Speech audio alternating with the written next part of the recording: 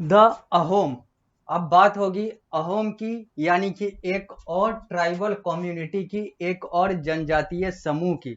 यह बात हम लोग द अहोम की इसलिए कर रहे हैं क्योंकि अभी हम लोग जिस अध्याय में हैं उस अध्याय का नाम है नोमैड्स एंड सेटल कम्युनिटीज, यानी कि आदिवासियों का, ट्राइबल कम्युनिटी का दो प्रकार, दो तरह के जो लोग होते हैं। एक जो एक जगह से दूसरे जगह घूमते रहते हैं, जिन्हें हम लोग पास्टरिस्ट या फिर नोमैड्स कहते हैं। तो दूसरा जो एक जगह पर स्थापित होकर रहने वाले ट्राइबल हैं, उन्हें हम लोग सेटल्ड या फिर सेटल्ड कम्युनिटी के तौर पर उन्हें देखते हैं। यह अध्याय अध्याय संख्या 10 है पारस प्रकाशन पुस्तक के अनुसार, जो आप लोगों को आपकी कक्षा 7 में पीएसबीआई के पाठ्यक्रम और पारस प्रकाशन पुस्तक के अनुसार पढ़ने हैं। और यह जो पढ़ाई है आप लोगों के सामाजिक विज्ञान विषय के तहत आता है, और यह आप लोगों को देखना है इतिहास के अंतर्गत, सामाजिक विज्ञान के इतिहास के अंतर्गत। और हम लोगों ने इस अध्याय में अलग अलग कक्षाओं के माध्यम से हर वो बातें की है जो अभी तक इस अध्याय में आया है पारस प्रकाशन पुस्तक और PSBI public school board of India के पाठ्यक्रम के अनुसार।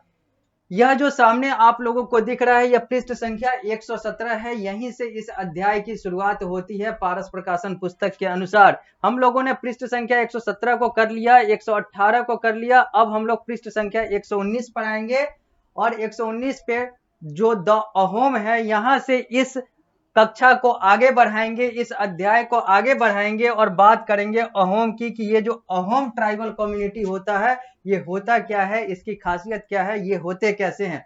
क्योंकि पिछली कक्षा में हम लोगों ने गोंड की और अलग अलग चीजों की बात की थी। हम लोगों ने देखा था दुर्गावती और मुगलों की बात की। हम लोगों ने देखा दुर्गावती और मुगलों की लड़ाई, कैसे दुर्गावती ने, रानी दुर्गावती ने मुगलों से लड़ाई की और अपने आप को आत्मसमर्पण नहीं करवाया, मरना स्वीकार किया। ये सारी बातें हो गई। अब हम लोग बात करेंगे द अहोम की। ये अहोम होते कौन है, लिखा हुआ है the Ahom were the Mongoloid race and the Ahom belong to Myanmar region. ये जो अहोम ट्राइब है ये मंगोलाइड रेस के उस नस्ल के हैं और ये मुख्यतः म्यांमार क्षेत्र यानी कि बर्मा देश या फिर कहें तो म्यांमार देश के वासी होते हैं या फिर इसी क्षेत्र में ये पाए जाते हैं। इस चित्र में अहोम ट्राइब का चित्रण किया गया हुआ है। यहाँ पर आप देख सकते हैं कि अहोम का वेशभूषा कैसा होता है और ये लोग कैसे होते हैं। The Ahom entered Assam from Burma and ruled Assam for nearly 600 years from 1228 to 1826 AD।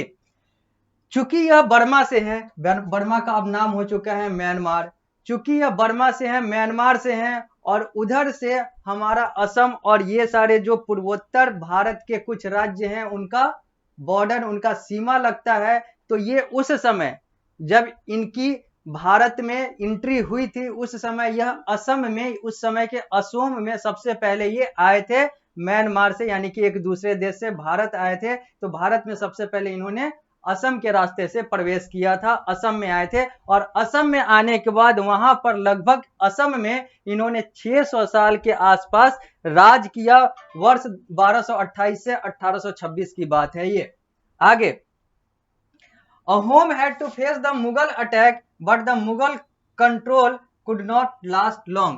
अब अहोम जब आए तो अहोम को मुगलों का सामना करना पड़ा, क्योंकि मुगल साम्राज्य का उस समय तूती बोलता था, या फिर कहें तो मुगल साम्राज्य उस समय अपने अच्छे काल में था। तो यहाँ पर अहोम को मुगलों से लड़ाई लड़नी पड़ी, लेकिन मुगलों को इन लोगों ने हराकर, या फिर कहें तो मुगल भी ज्यादा दिन इन लोगों के सामने टिक नहीं सके और असम पर इन लोगों ने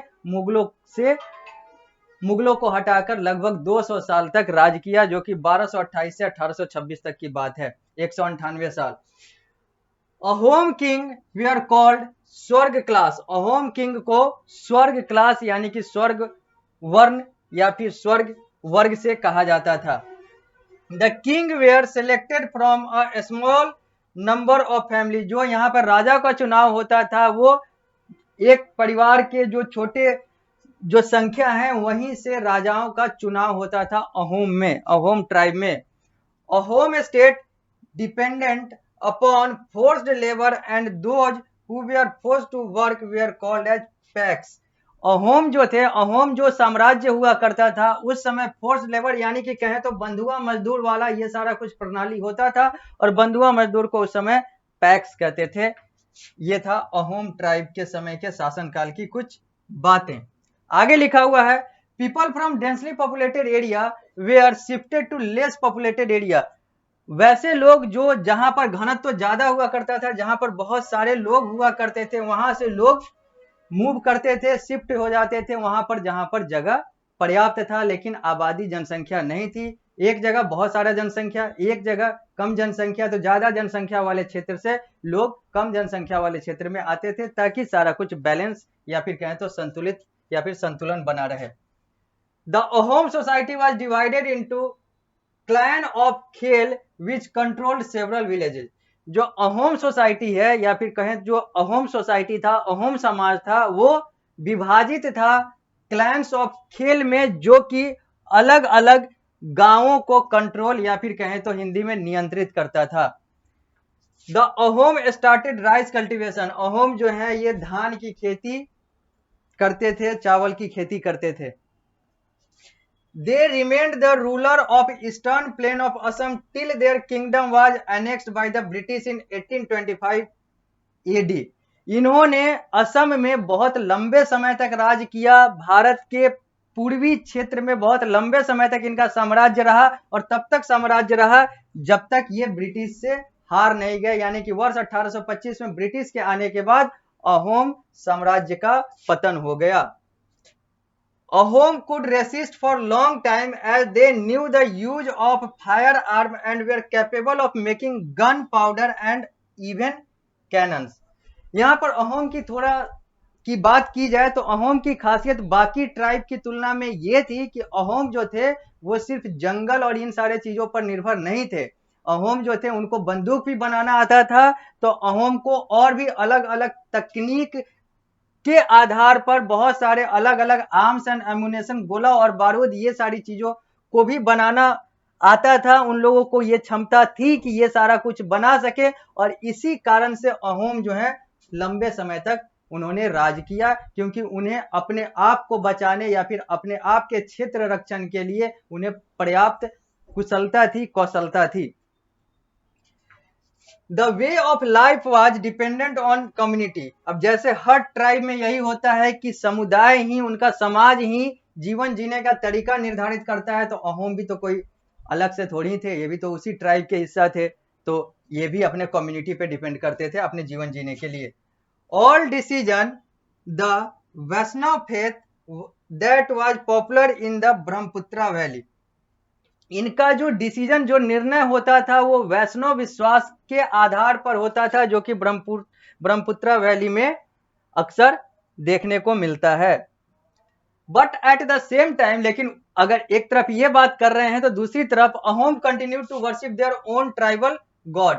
एक तरफ तो वो वैष्णव फेथ यानी कि हिंदू वाले रीति रिवाज के साथ चल रहे हैं, लेकिन साथ ही साथ वो अपने जो ट्राइबल गॉड हैं, अपने जो जनजातीय भगवान हैं, उनको भी वो वर्शिप करते थे, उनकी भी वो पूजा करते थे। Thus the Ahom kept a harmonious balance between their newly adopted religion belief and to poets and Sanskrit scholar. इसलिए यह कह सकते हैं कि जो अहोम जनजाति था वो अपने धर्म, अपनी जो प्रथा थी, अपना जो कल्चर था, अपना जो पूजा पाठ करने का तरीका था, उसके साथ साथ ये हिंदू वाला जो पद्धति था, हिंदू वाला जो पूजा पाठ का पद्धति या फिर संस्कृत स्कॉलर के साथ मिलकर बात करना, बैठना, कविता, ये सारी चीजें करना, इन सब में इनका संतुलन बना हुआ था। ये अपना भी काम करते थे और साथ में हिंदू वाले रीति रिवाज के आधार पर भी चला करते थे। इस पर इन लोगों ने बैलेंस बना रखा था, नियंत्रण बना रखा था, संतुलन बना रखा था। इंपॉर्टेंट संस्कृत वर्क वे are translated into local language. अब चूंकि इन लोगों को ज्यादा संस्कृत समझ में आता नहीं था, तो ये अपने स्थानीय भाषा में उसका अनुवाद कर लेते थे। ट्रांसलेशन को हिंदी में अनुवाद कहते हैं। Ahom encourage writing of historical work. Ahom जो है वो ऐतिहासिक कार्यों के लेखन को प्रोत्साहित करते थे।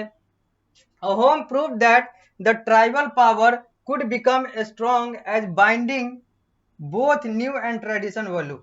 अहोम ने प्रूव कर दिया, अहोम ने यह साबित कर दिया कि ट्राइबल कम्युनिटी जो है, जो जनजातीय समुदाय है, जो जनजातीय समूह है, यह भी बहुत आगे बढ़ सकता है, बहुत कुशल है, लोगों के ऊपर अपना शासन कर सकता है, अपना साम्राज्य फैला सकता है, अपने रीति रिवाज और अपने आधुनिकता को लेते हुए। यानी कि इन्होंने प्रूव किया, 200 साल तक लगभग राज करके इन्होंने प्रूव कर दिया कि जनजातीय समुदाय भी किसी से कम नहीं है। यह भी हर वो कुशलता रखती है, हर वो कौशलता रखती है, हर वो दक्षता रखती है, हर वो योग्यता रखती है जो कि एक शासक के लिए जरूरी है। और इन्होंने ये सारा कुछ प्रूव किया भारत के असम में लगभग 200 साल तक राज करके। और इन्होंने ये भी बताया कि हम अपने पौराणिकता के साथ साथ अपने आधुनिकता को अपनाकर कैसे आगे बढ़ सकते हैं और बाकी सभी धर्मों का अपने साथ साथ बाकी सभी धर्मों का कैसे सम्मान कर सकते हैं। ये सारी चीजें जो है ये अहोम ट्राइब ने बताया अपने उदाहरण स्वरूप। तो इस कक्षा में अभी हम लोग रुकते हैं, मिलते हैं अगली कक्षा में, तो इस अध्याय को यहीं से आगे बढ़ाएंगे।